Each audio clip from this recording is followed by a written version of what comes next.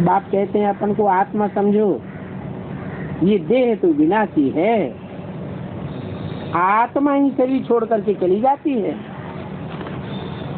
फिर जाकर के दूसरा नया शरीर गर्भ में लेती है। 768 की वाणी का दूसरा पेज। पुतला जब तैयार होता है तब आत्मा उसमें प्रवेश करती है, परंतु वहां गर्भ में तो रावण के वश में है, क्योंकि विकारों के वश में जेल में जाते हैं।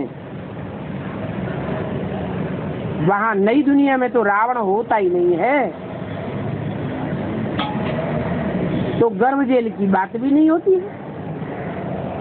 वहां गर्भ में भी दुख नहीं होता है, तो सुख की दुनिया है ना, दुख की तो कोई भी बात नहीं होती।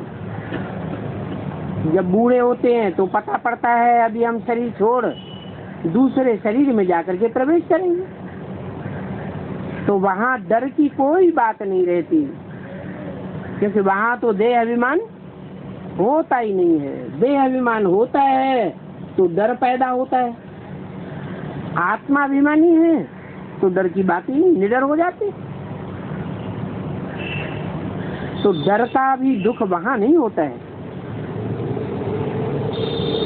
बाप आकर के तुमको ऐसे अपार सुखों में ले जाते हैं,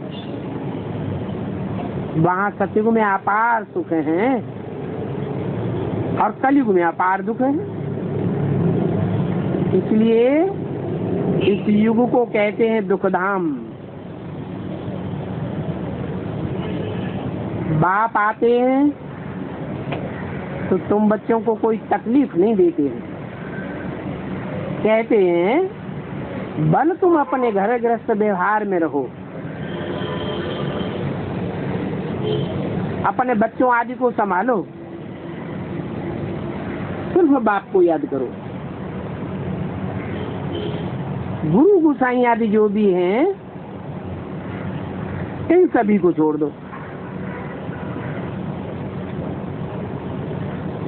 घर गृहस्थ के जो संबंधी हैं उनको छोड़ने की बात नहीं बताई।